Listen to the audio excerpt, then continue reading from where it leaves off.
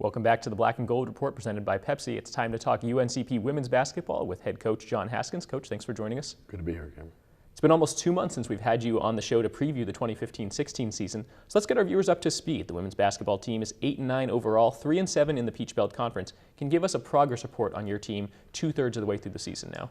I think we're work in progress, to be honest with you. I think the biggest thing is we need to be more consistent in some areas, particularly scoring the basketball. I think we need to be more consistent there, consistent in our rebounding, consistent defensively. Have not shot the three-point shot like I think we're capable of shooting. We're only shooting about 25% from the three. I think that's an area that we need to improve in. So I think consistency would be the biggest thing that we're looking at over the last month of the season, these last 9 games.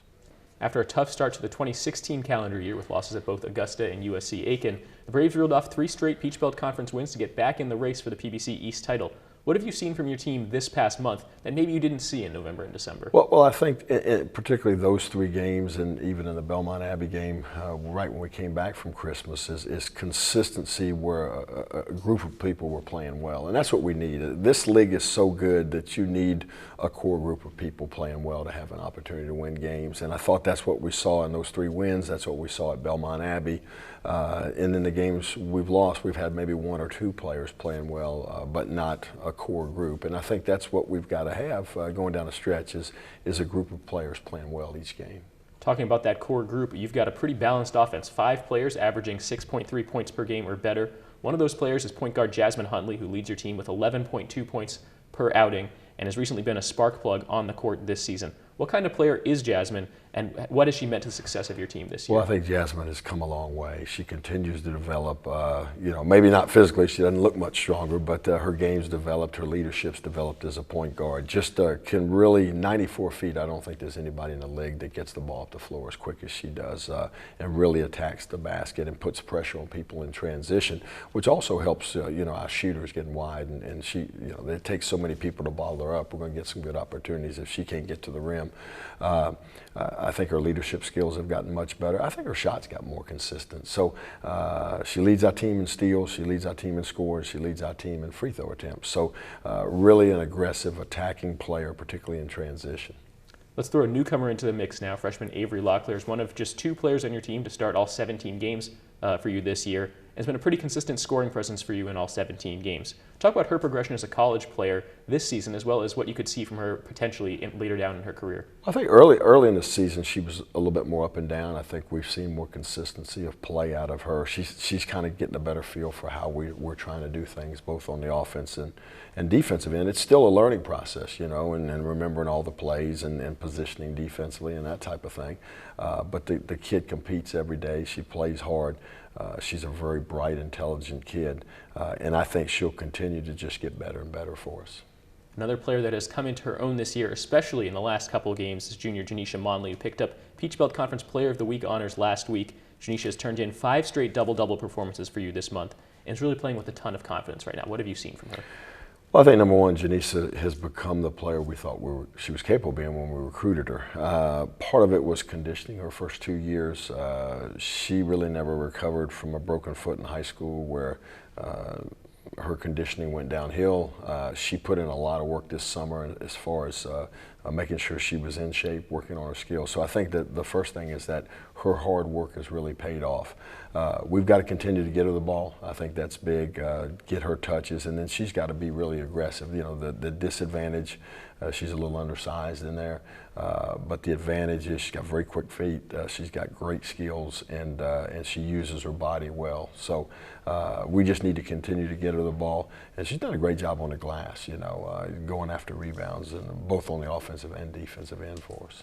Continuing to talk about rebounding a little bit, Mary Robinson has also been the other key rebounder for the Braves. Just talk about how important it is to keep possession of the ball. Well, it is, and that's one thing we did not do very well in the second half against Georgia, in the loss against Georgia Southwestern, is we gave up too many offensive rebounds. We didn't do a very good job of boxing out and didn't do a great job of pursuing the basketball. But Mary's length, Mary's kind of Rodman rebounder. She goes gets it. You know, she's long, she's athletic, and she just goes gets it. And you know, it's good to have those rebounders that rebound their space, but it's nice to have a rebounder can just go get a ball for you, whether it's on the offensive glass or the defensive glass. And you know, Mary's played very well for us.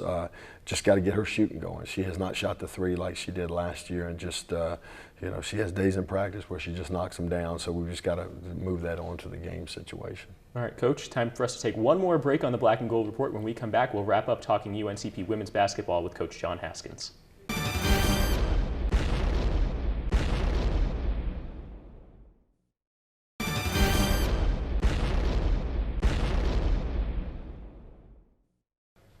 Welcome back to the Black and Gold Report. I'm Cameron Songer, joined once again by UNCP women's basketball head coach John Haskins. Coach, UNCP just 1-7 on the road this season, but the home crowd has been much kinder as the Braves are 7-2 at Lumbee Guarantee Bank Court in the 2015-2016 season. Have you been able to uncover the secrets of your success at home, and do you see any major differences for your team once they step away from Pembroke?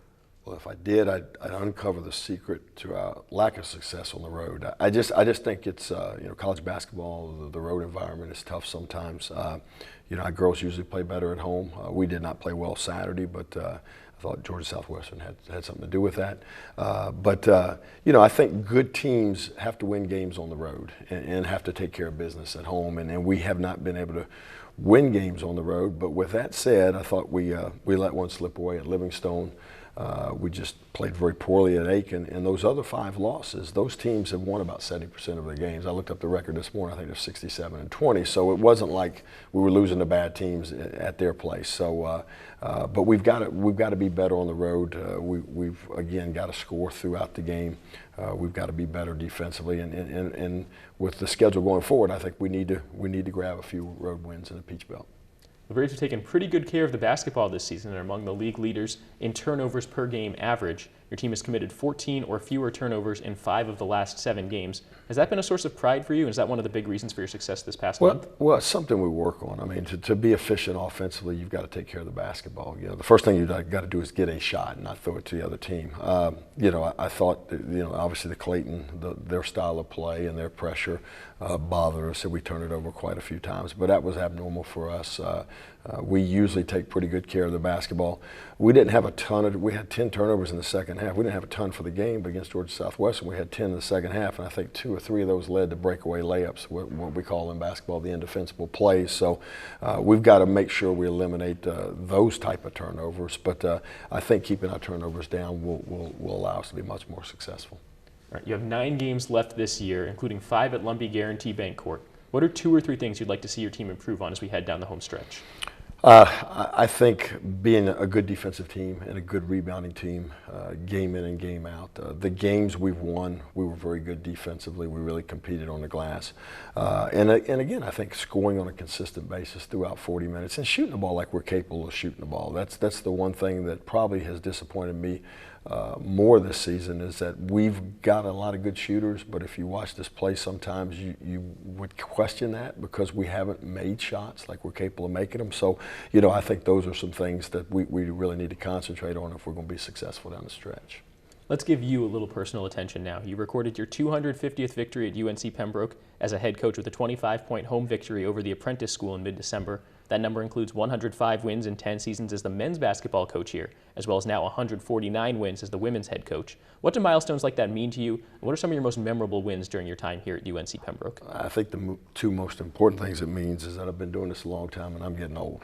That's what it means first and foremost. But I've had the pleasure of coaching a lot of great kids who are also very good basketball players, and I've really enjoyed my time here. Pembroke is home for me. Just love what I do. Go out there and enjoy it every day, whether it's recruiting, whether it's coaching on the floor, traveling to road games. Just really enjoy my job. Most memorable moments probably as a men's coach, and unfortunately as a coach, you remember the tough defeats. They live with you a lot longer than the big wins. But I think John Allard making a layup off a side out of bounds play against the USC Upstate in the homecoming game to win it at the buzzer. Russ Bryden off a side out of bounds play, making a floater in the lane to beat Gardner-Webb at the buzzer. And I've coached at Gardner-Webb for 4 4 years. On the women's side, probably 3 or 4 years ago, Amelia Parton making a three-point shot to win it at the buzzer down at Francis Marion off a side out-of-bounds play.